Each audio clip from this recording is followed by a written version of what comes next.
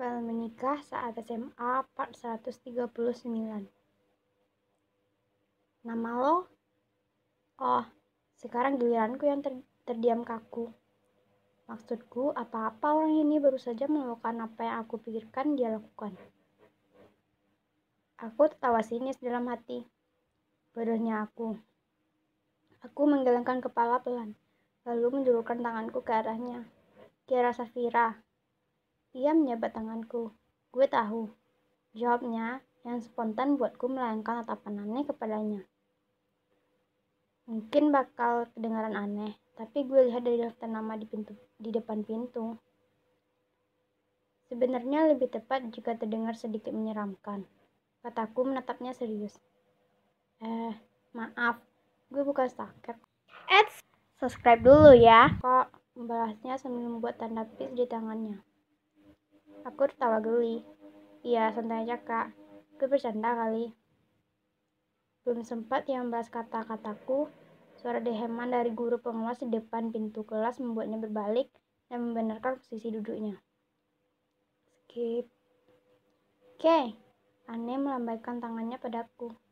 Aku tersenyum sambil mempercepat langkahku. Hai, sapaku setelah sampai di depannya. Anne menggadang tanganku. Habis dari mana, Ke? Kok tumben lo lama? Tanya Anne seraya kami berjalan menuju pintu gerbang. Iya, maaf nih, tadi emang agak lama di kelasku.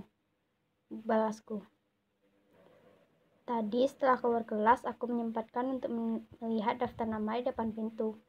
Beberapa saat setelah mencocokkan daftar namanya dengan tempat duduknya, aku mengetahui nama kakak itu. Rizky Agustira, 12 IPA 3. Lucunya, selama mengobrol tadi aku sama sekali tidak mengingat siapa namanya.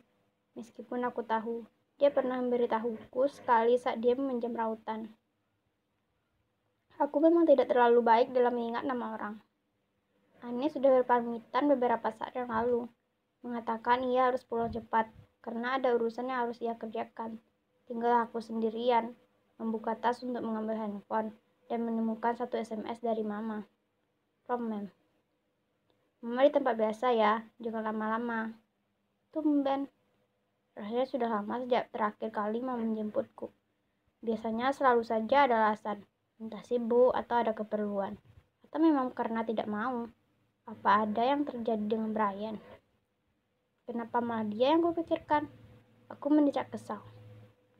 Toh akan lebih baik jika Mama yang menjemputku. Aku tidak perlu merasakan suasana awkward di mobil Brian. Tidak perlu menunggu lama, karena ia sering terlambat menjemputku. Tidak perlu melihat wajahnya. Tidak perlu mencium bau mobil yang khas terkadang membuat baunya menempel di bajuku. Aku jadi tercium seperti Brian setelahnya. Tidak perlu diam sepanjang perjalanan. Aku bisa berbicara sepuasnya, menceritakan kejadian hari ini, karena Mama yang menjemputku. Aku meneruskan daftar hal yang tidak bisa kulakukan saat dijemput oleh Brian di otakku. Rasanya menyenangkan dan membuatku tidak sabar untuk melihat Mama. Tapi, kenapa tidak ada senyum yang terukir di wajahku? Skip. Aku berlari menghampiri Anne di depan tangga yang langsung disambut dengan senyum manis miliknya. Semester udah selesai, Ke, katanya tanpa sadar sedikit berteriak. Ia terlihat bersemangat dan bahagia. Tentu saja, ulangan sudah berakhir. Siapa yang tidak akan bersemangat dan bahagia? Tidak ada. Aku tertawa melihat tingkahnya. Iya, gue tahu, Nek. Gue tahu. Tapi tadi lo bisa nggak matematika wajibnya? Anne menaikkan ibu jarinya sambil mengedipkan salah satu mata. Kecil itu mah, jawabnya dengan ekspresi wajah meremehkan yang membuatku kembali tertawa. Perjuangan lo terbayar dong, Ne, kataku sambil tersenyum lebar. Aku benar-benar bangga pada Anne. Setelah ulangan biologi waktu itu, dia benar-benar belajar. Ya, Anne belajar. Terdengar tidak mungkin memang. Tetapi trauma mendapat pengawas seperti di hari pertama membuat Anne melakukannya. Kami sering belajar bersama. Hal itu lebih mudah untuk Anne. Dia susah untuk memahami pelajaran terutama dengan semangatnya. Ketika ulangan keesokan hari, hari dirasa terlalu berat bagi Anne. Dia akan menginap di rumahku dan belajar semalaman hingga mengerti. Sial, mataku jadi berkaca-kaca mengingatnya. Aku sedang ngobrol dengan Anne, sewaktu bahuku ditepuk seseorang. Adit, tanyaku saat melihatnya. Oke, balasnya menyerukan. Dia tertawa kecil. Lama gak ketemu lo. Gimana ulangannya? Biasa aja kayaknya, jawabku. Lo sendiri? Ya, lumayan. Ngomong-ngomong, kelas ulangan lo di mana? Di ruang 26. Lah gue 28, katanya. Masih satu lantai, tapi gue kok nggak pernah lihat lo ya? Aku mengindikan bahu. Gue juga nggak ada lihat lo sih selama semesteran ini. Kalau gue nggak lihat lo, kan berarti lo juga nggak lihat gue, ke? Dia memandangku dengan wajah datar. Oh iya, betul juga. Hening. Garing deh gue, kataku sambil meringis awal. Adit tertawa melihatku sambil menggelengkan kepalanya. Lo tuh ada-ada aja. Dia melirik jam tangannya. Gue balik duluan ya, katanya berpamitan. Aku mengangguk sambil tersenyum. Oke, hati-hati ya. Sip, belasnya sebelum berlari ke parkiran. Aku menoleh ke arah Anne dan mendapatinya tersenyum mengerikan ke arahku sambil mengangkat kedua alisnya.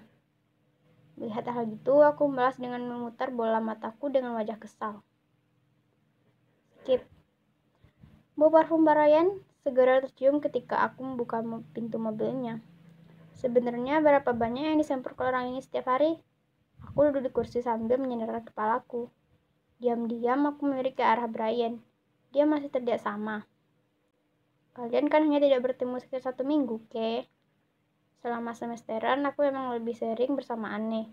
Belajar bersama dan menginap yang kami lakukan membuat kami berangkat dan pulang berbarengan. Untungnya, Anne tidak ada berpapasan dengan Brian saat pagi, dan Mama juga tidak ada pembicaraan soal Brian. Untuk saat ini, aku aman. Aku mengalihkan pandanganku keluar mobil. Suasana hening di dalam membuatku menjadi ngantuk. Aku menghidupkan mataku beberapa kali dan coba menahan agar aku tidak tertidur lagi di mobil Brian. Ini gawat, aku menjadi terbiasa dengan mobilnya. Padahal biasanya aku tidak seperti ini. Atau mungkin aku hanya kelelahan dengan soal-soal ulangan beberapa hari terakhir membuatku stres. Aku refleks mengecat dahiku secara perlahan. Lagi pula aku tidak begitu sering naik mobil Brian, terutama minggu ini. Jadi kelelahan adalah salah satu alasan yang logis saat ini. Terkadang aku memang sering menyempatkan hal-hal yang tidak penting. Aku menghembuskan nafas, lalu membuka tas untuk mengambil handphone. Pada saat ini aku baru teringat sesuatu. Baju Brian, terbungkus rapi oleh plastik dalam tasku. Hari ini aku berencana untuk mengembalikannya. Sudah beberapa hari selalu aku bawa pulang lagi, karena aku tidak bertemu dengan Brian. Aku menoleh ke belakang untuk mengecek janjian yang kemarin. Dan kulihatnya ada satu botol air mineral yang sepertinya baru dibuka. Isinya masih lebih dari setengahnya. Aku menganggukkan kepalaku puas dengan hasil kerja Brian. Ternyata dia bisa serius juga. Kenapa? Tanya Brian tanpa mengalihkan matanya dari jalan raya. Boleh juga, kataku memujinya. Dia pasti mengerti maksudku kan?